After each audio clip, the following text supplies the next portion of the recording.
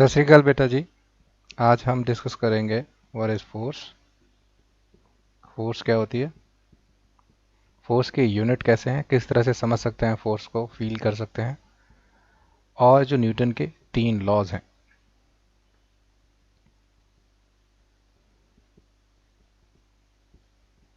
Newton's first law, second law and third law, इस पर discussion होगी इस वीडियो में। सबसे पहले फोर्स को देखें तो फोर्स क्या है, हम रफली बोल सकते हैं पुश या पुल है। यानी कि आम भाषा में अगर ये पेन है, इसको यहाँ फोर्स लगाई जाती है, ठीक है, ये पुश हो गया और ये पुल हो गया, तो किसी शक्ति से, किसी फोर्स से इसे खींचा जा रहा है, उसको हम बोलेंगे ए फोर्स। इसके जो यूनिट्स हैं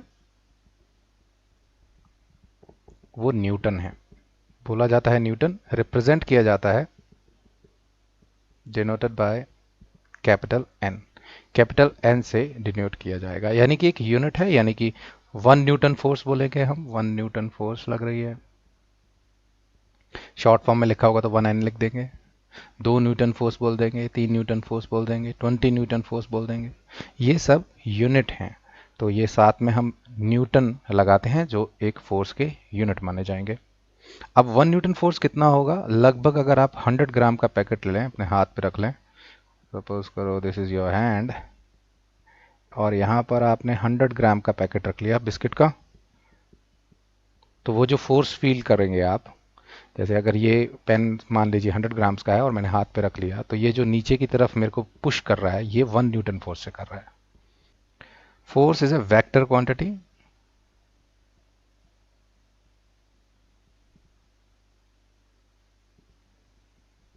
यानी कि इसकी दिशा भी होगी।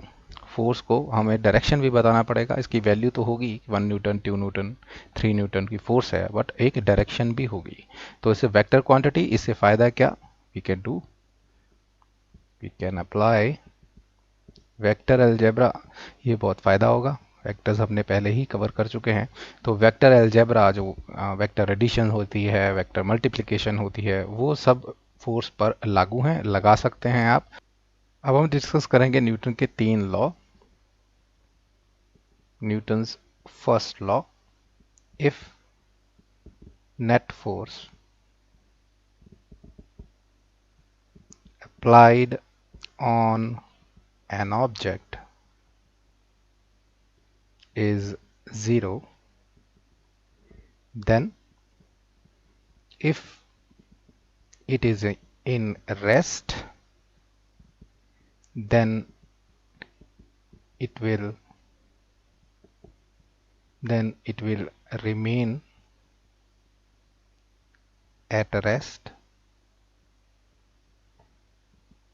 If it is in motion,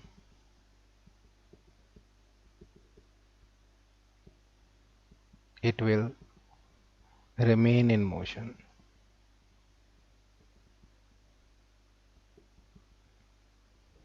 यहाँ पर बोला जा रहा है कि अगर नेट फोर्स किसी भी ऑब्जेक्ट पर जो है वो 0 होती है, उस पर कोई फोर्स अप्लाई नहीं हो रही, नेट टोटल फोर्स जो है वो कुछ नहीं है, तो अगर वो रेस्ट पे है तो रेस्ट पे ही रहेगा, और अगर वो मोशन में है तो मोशन में ही रहेगा। अगर किसी वेलोसिटी से जा रहा है, कांस्टेंट वेलोसिटी से, उसी तरह चलता जाएगा। ये न्यूटन का फर्स्ट लॉ है। जैसे इस पेन को अगर मैं यहाँ पर इस कॉपी पे ऐसे रखते हैं, तो यहाँ पर 2 फोर्सेस लग रही हैं, एक तो ग्रेविटी से नीचे खींच रही होगी, और ये जो कॉपी है ये इसको ऊपर को रिएक्शन दे रही है, टेबल पर ही है, यानी कि टेबल इनडायरेक्टली रिएक्शन दे रहा है। वो फोर्सेस इक्वल हैं। तो अगर देखा जाए, इसका डायग्राम बनाना हो, ये मेरा पेन है, तो नीचे ग्रेविटी लग रही है फोर्स एक, और ऊपर एक रिएक्शन फोर्स है जो ये कॉपी प्रोवाइड कर रही है, एंड दे आर इक्वल। इसके कारण इनका जो नेट इफेक्ट होगा, यही नेट फोर्स की बात हो रही है, नेट फोर्स 0 है, तो ये स्टेशनरी ही रहेगा। ये अगर चीज रेस्ट पर है और नेट फोर्स कुछ नहीं लग रही, तो विल रिमेन एट रेस्ट, यानी कि अगर इसे मैं छोड़ दूं यहाँ पर, तो कल भी यहीं पर पेन मिलेगा आपको, ये हिलेगा नहीं। बट यस, अगर नेट फोर्स 0 ना हो, यानी कि मैं कुछ एक्सटर्नल फोर्स लगा दूं, खुद से फोर्स इसको ऊपर उठा दूं, तो have it will change it's motion, यानी कि ये अपनी स्टेट चेंज कर देगा। यानी कि पहले स्टेशनरी था, अब देखिए ये मूव होने शुरू हो गया। तो that is what the first law is telling. अब जो सेकंड लॉ, जो सेकंड लाइन है इसकी, वो समझ लेते हैं कि अगर मोशन में हो तो हमेशा मोशन में ही रहेगा। अब ये समझना थोड़ा सा मुश्किल होता है, तो इसको अंडरलाइन कर लेते हैं। क्योंकि रेस्ट तो समझ आ जाता है कि यस कोई फोर्स नहीं लगेगी तो चीज़ें कहाँ जाएंगी, वहीं रहेंगी। But this is the revolutionary concept जो उसने बताया न्यूटन ने, कि अगर मोशन में होगा तो वो मोशन में ही रहेगा। बट हमने ये जनरल लाइफ में नहीं देखते हैं। जनरल लाइफ में थोड़ी देर बाद चीज़ें रुक जाती हैं, ऐसे धक्का दिया, देखिए यहाँ पे रुक गया, तो हम बोलेंगे ये तो मोशन में था, तो इसको तो मोशन में ही जाते रहना चाहिए था। बट यस, यहाँ पर ध्यान दीजिए, इसने बोला नेट फोर्स अगर जीरो हो तब, क्योंकि जब हम इसे यहाँ धक्का लगा के छोड़ते हैं तो ये जो पेज है इसका कुछ फ्रिक्शन होता है, उसके कारण वो फोर्स लगाकर इसे बंद कर देता है। तो हम सोचते हैं कोई फोर्स नहीं लग रही, फोर्स लग रही है, ये जो कागज है इस पे फोर्स लगा रहा है। अब इस कागज की जगह अगर मैं एक ऐसा सरफेस ले आऊं जिसका कोई फ्रिक्शन ना हो, तो अगर इसको मैंने यहाँ धक्का दिया, इस तरफ को धक्का दिया, तो इसने रुकना नहीं है, फिर इसने इस तरफ को जाते ही जाना है, unless there is some force. जब अगर फोर्स जीरो हो जाएगी, यानी कि इस पे ये जो पेज है ये कोई फ्रिक्शन प्रोवाइड ना करे, तो इसने चलते ही जाना है। तो अब अगर दोनों एग्जाम्पल समझ आ गए हैं तो दोबारा पढ़ लेते हैं। न्यूटन फर्स्ट लॉ क्या बोल रहा है? If net force applied on an object is zero. अगर कोई भी फोर्स अप्लाई नहीं होती है ऑब्जेक्ट पे, जीरो होती है, then if it is in rest, at rest होगा, sorry, if it is at rest, अगर वो रेस्ट में है तो ये रेस्ट पर ही रहेगा, और अगर मोशन में है तो मोशन में ही रहेगा। जो रेस्ट वाला कॉन्सेप्ट है वो तो हम अच्छी तरह समझ जाते हैं, जैसे पेन के एग्जांपल से लिया, जितनी नीचे फोर्स लग रही है कॉपी उतनी ही फोर्स दे रही है, इसलिए वो स्टेशनरी रहेगा, नेट फोर्स जीरो हो जाएगी। मोशन में थोड़ा सा समझ नहीं आता कि ये तो यहाँ पर हमने धक्का दिया, ये तो रुक गया, इसको तो मोशन में ही जाते रहना चाहिए था। But yes, net force zero नहीं हो रही है। नेट फोर्स जीरो कीजिए, कैसे करें? ये फ्रिक्शन खत्म कर दीजिए और तब इसको फोर्स लगाएंगे आप, तो इसने चलते ही जाना है। यानी कि अगर आप स्पेस में, अर्थ है यहाँ पर और हम यहाँ पे सैटेलाइट छोड़ दें, इसकी स्पीड कर दें 20 किलोमीटर पर आवर की, और ये ग्रेविटी से मुक्त हो, मतलब इस ग्रेविटी की शक्ति ना लग रही हो इस पे, और एक बार अगर हमने इसको वेलोसिटी दे दी, तो इसने 20 किलोमीटर पर आवर की स्पीड से ही चलते जाना है। कब तक? जब तक कोई और फोर्स इससे इंटरेक्ट नहीं करती, ये अपनी डायरेक्शन, ये अपना वेलोसिटी चेंज नहीं करेगा। If it is in motion it will remain in motion always. What is the Newton's second law? ये सिंपल बोलता है कि अगर नेट फोर्स होगी कुछ ऑब्जेक्ट पे, मैथमेटिकली इसे देखें तो एक्सेलरेशन पक्का होगी किसी भी ऑब्जेक्ट पे, पर डिपेंड करेगी उसके मास पे। अगर आपकी बुक्स में देखें तो ये इस तरह से लिखा जाता है, F net is equal to M into A. तो इसको इस तरह से भी डिफाइन कर सकते हैं सेकंड लॉ को, कि the net force will be equal to the mass into acceleration, mass multiplied by acceleration. इस तरह से भी डिफाइन कर सकते हैं, बट अगर सेंस लेना है इसका तो यहाँ से मतलब आप ले सकते हैं, जैसे ही नेट फोर्स किसी चीज़ पर होगी, किसी ऑब्जेक्ट पे होगी, तो वो एक्सेलरेट करेगा, यानी कि अपनी वेलोसिटी चेंज करेगा। वो किस पे, चीज़ पे डिपेंड करेगा? वो उसके मास पे डिपेंड करेगा। अभी छोटे से एग्जांपल करेंगे तो समझ आ जाएगा, बट थर्ड लॉ से भी, थर्ड लॉ को भी साथ में ही पढ़ लेते हैं। न्यूटन्स थर्ड लॉ ये बोलता है, इफ टू बॉडीज इंटरेक्ट, अगर दो बॉडीज जो हैं वो इंटरेक्ट कर रही हैं, यानी कि एक दूसरे के साथ कुछ इंटरेक्शन है, then the force on both the bodies will be equal and opposite in direction. इसको हमने छोटी क्लासेस में कैसे सीखा था कि जब भी कोई एक्शन करेंगे तो रिएक्शन होगा। यानी कि अगर मैं कॉपी को यहाँ से दबाऊं, 10 न्यूटन की फोर्स दूं, तो कॉपी भी मुझे 10 न्यूटन की फोर्स दे रही है इस टाइम। एवरी एक्शन जो आप ये प्रेस किया आपने, इसका भी रिएक्शन आपको मिलेगा ही, इक्वल मिलेगा, अपोजिट मिलेगा। यानी कि आपने नीचे को फोर्स लगाई, कॉपी ऊपर को फोर्स लगाएगी, आपके कैमरे की तरफ आते हुए फोर्स लगाएगी। अगर यहाँ पर मैंने पेन रखा हुआ है, अगर मैं पेन को यहाँ पर 2 न्यूटन की फोर्स लगा रहा हूं, तो पेन भी मुझे 2 न्यूटन की फोर्स लगा रहा है। इक्वल एंड अपोजिट रिएक्शन होगा। जब भी दो बॉडीज इंटरेक्ट करें, if two bodies interact, then the force on both the bodies, दोनों बॉडीज पर जो फोर्स होगी, एक बॉडी मेरी फिंगर, दूसरी बॉडी ये पेन, तो इन पर जो फोर्सेस लगेंगी वो इक्वल होंगी। याद रखिए, इक्वल होंगी।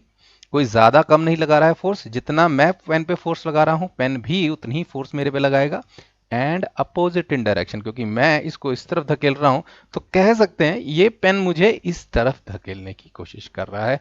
तो ये हम समझते हैं न्यूटन का थर्ड लॉ। अब हम रिवाइज कर लेते हैं कि हमने क्या किया। हमने फोर्स के बारे में समझा, एक धक्का या खिंचाव को हम फोर्स बोलते हैं, यानी कि यहाँ पर इस पेन को अगर धक्का लगा रहा हूँ इट्स अ पुश, और इसको खींच रहा हूँ तो इट्स अ पुल, ये फोर्स कहलाएगी, इसे हम फोर्स बोलते हैं। पुश और पुल इज कॉल्ड, रफली अगर हम बताना चाहें तो अगर कोई पूछे फोर्स क्या है, एक पुश है या पुल है। जैसे ग्रेविटेशन हम पर एक फोर्स लगा रही है, इस पेन को अगर मैं छोड़ रहा हूँ तो ये नीचे क्यों जा रहा है, ये नीचे इसलिए जा रहा है क्योंकि ग्रेविटेशन की एक फोर्स लगी है, एक पुल लगा हुआ है जिसके कारण ये नीचे जा रहा है। इसके जो यूनिट्स होते हैं, जो इकाई होती है जिस हिसाब से इसको नापते हैं, वो न्यूटन के रिस्पेक्ट में, आइजैक न्यूटन जो साइंटिस्ट जिन्होंने हमें फोर्स पर लॉज दिए, उनके रिस्पेक्ट में हम इनके यूनिट उन्हीं के नाम से बोलते हैं। न्यूटन बोला जाता है और डिनोट किया जाता है कैपिटल एन से। इसी तरह से 1 न्यूटन 2 न्यूटन फोर्स। अगर आपको 1 न्यूटन फोर्स फील करनी है तो 100 ग्राम की कोई चीज़ अगर आपके पास है उसको हाथ में रख लीजिए, जितना वो पुश फील होगा आपको हाथ में नीचे की तरफ, वो 1 न्यूटन के बराबर होगा। फोर्स एक वेक्टर क्वांटिटी है, ध्यान रखें, यानी कि डायरेक्शन इंपॉर्टेंट होगी इसमें, मैग्नीट्यूड ही नहीं होगा, सिर्फ डायरेक्शन भी ज़रूरी होगी, डायरेक्शन भी फोर्स की ज़रूर होगी। उसके बाद हमने न्यूटन्स के 3 लॉज डिस्कस किए। अब इनकी हम डेफिनेशन तो पढ़ चुके हैं, थोड़ा सा इनको फिलोसॉफिकली समझ लेते हैं, फर्स्ट लॉ को, सेकंड लॉ को और थर्ड लॉ को। फर्स्ट लॉ सिंपली अगर समझने के लिए बोला जाए तो आप जैसे हैं वैसे ही रहेंगे, यानी कि जब तक आप जिस तरह से जीवन जी रहे हैं, जिस तरह से लाइफ चल रही है उसी तरह से लाइफ चलती जाएगी, unless there is a force. अगर कोई फोर्स आप पे नहीं लग रही है, नेट फोर्स अगर आप पर जीरो है तो आप चेंज नहीं होंगे, यानी कि there will be no change in your motion. अगर आप रेस्ट पे हैं रेस्ट पे ही रहेंगे, अगर आप मोशन पे हैं तो मोशन पे ही रहेंगे। फॉर एग्जाम्पल, अगर आप सुबह नहीं उठते हैं जल्दी और कोई फोर्स ना लगाएं तो आप वैसे ही रहेंगे, जब तक कोई और आपके फादर बोलते हैं फोर्स लगाकर आपको उठाएंगे तभी आप चेंज होंगे, तभी आप एक्सेलरेट करेंगे, नहीं तो आप नहीं करेंगे। तो थिंग्स विल नॉट चेंज अगर हम फोर्स ना लगाएं तो वो वैसे ही रहेंगे।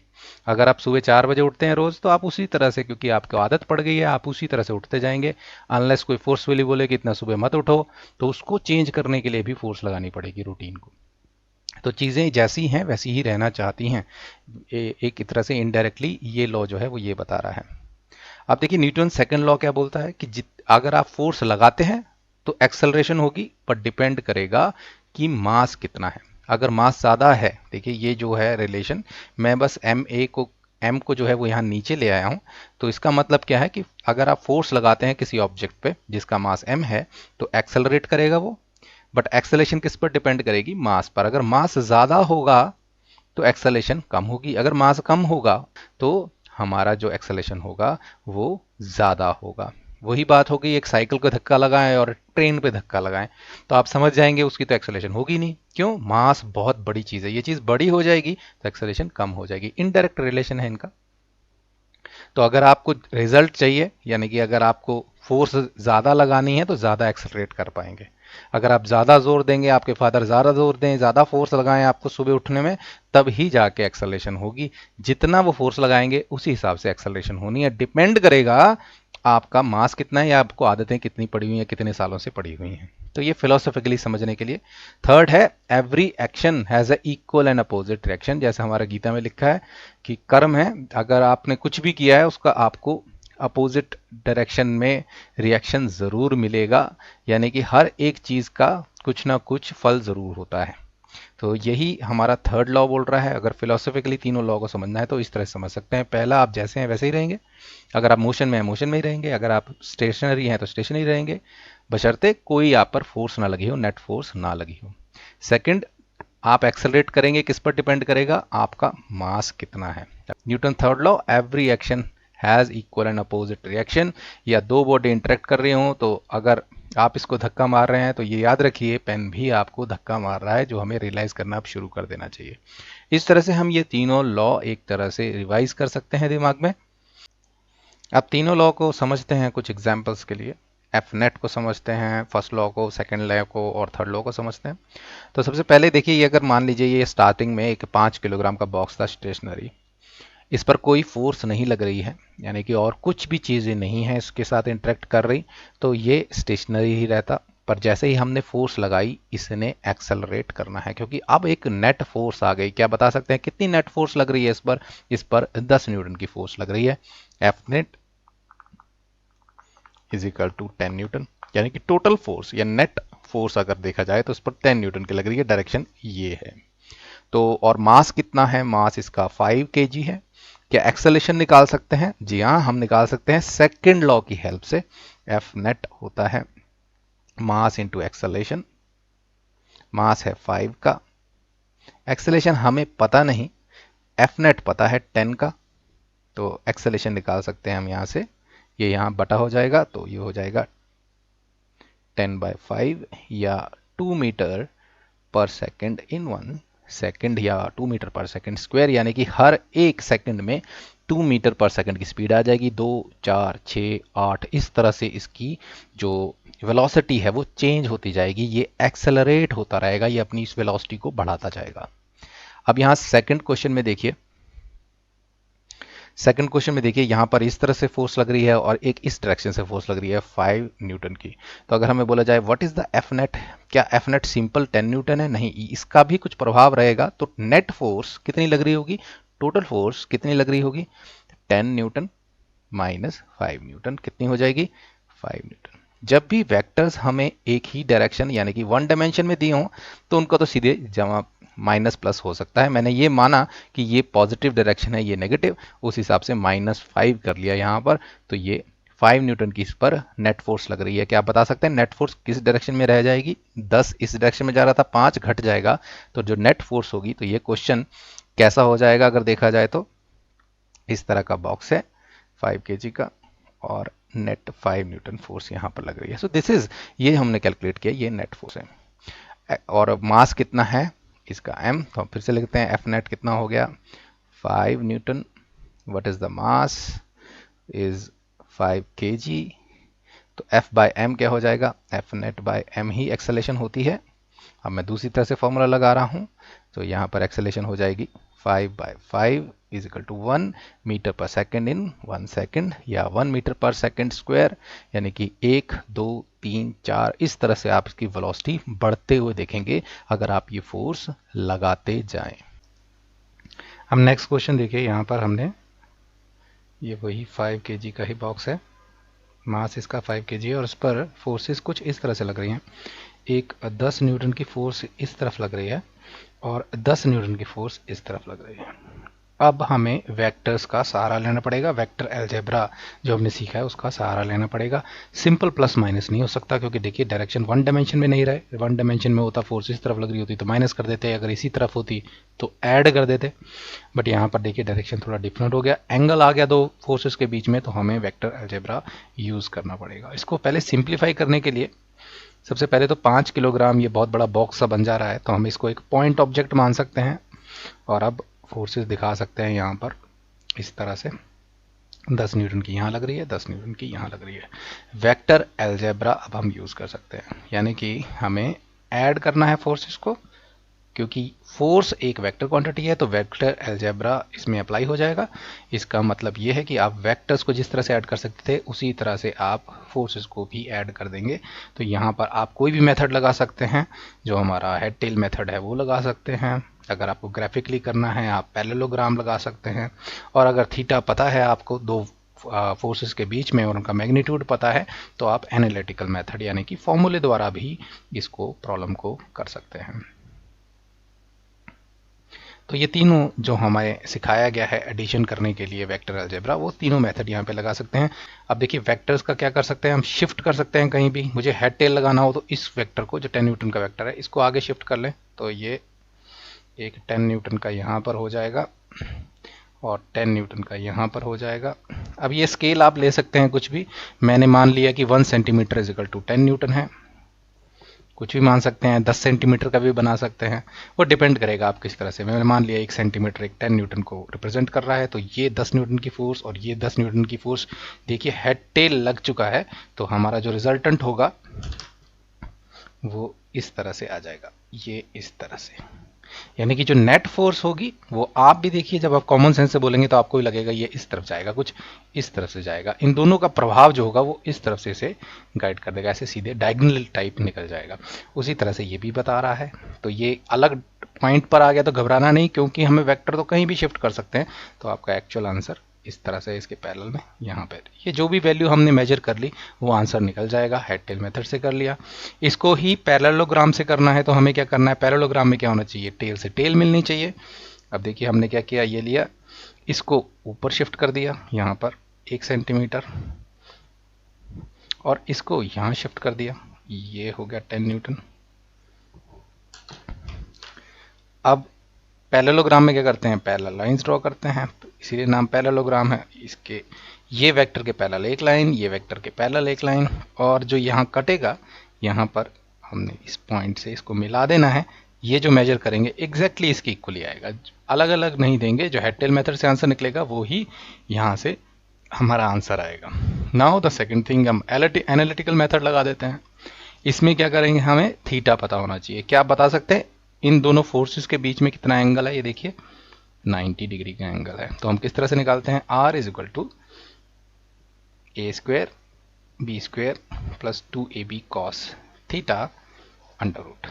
ये रिजल्टेंट निकल जाएगा। अगर दो वेक्टर ए बी हैं, उनका मैग्नीट्यूड ए है एक का, दूसरे का बी है, और जो थीटा है बीच में वो पता हो तो हम निकाल सकते हैं। इस केस में हमें थीटा पता है 90 डिग्री, तो डाल दें। कॉस 90 क्या होता है, 0 होता है। तो ये तो खत्म ही हो जाएगी वैल्यू, इसको कैलकुलेट करने की ज़रूरत नहीं, सिर्फ ए स्क्वेयर प्लस बी स्क्वेयर करना है, यानी कि 10 का स्क्वायर प्लस 10 का स्क्वायर, ये रिजल्टेंट आ जाएगा। 100 100 200 का अंडर रूट, जो भी वैल्यू निकलती है उतना न्यूटन हमारा आंसर आ जाएगा। तो हम जब वेक्टर अलजेब्रा यूज़ कर रहे हैं, क्योंकि फोर्स एक वेक्टर क्वांटिटी है, तो हम कभी भी फोर्सेस को सॉल्व करेंगे तो हम वेक्टर अलजेब्रा में जो भी एडिशन के मेथड हैं वो हम आराम से लगा सकते हैं। जो मेथड हमारा मन करेगा वो हम लगा देंगे। हेड टेल मेथड लगा सकते हैं, पैरेललोग्राम लगा सकते हैं, एनालिटिकल मेथड, तीनों से आंसर हमारा सेम ही निकलना है।